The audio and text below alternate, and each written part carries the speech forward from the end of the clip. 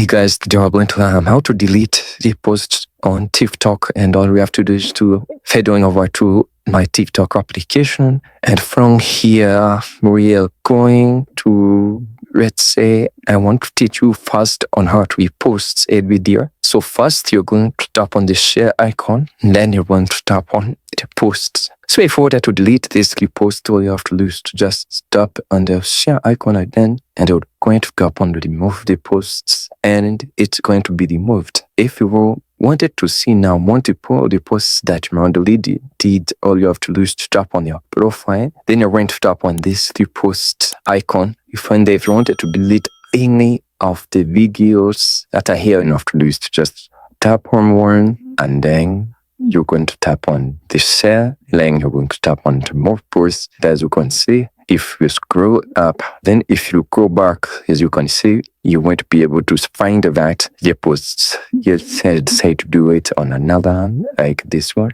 and then you are going to tap on the share. You're going to tap on more reposts, and then once you go back, you are not going to see that reposts. And thank you guys for watching this video. Please do like, share, and subscribe, and I'll see you guys on the next video.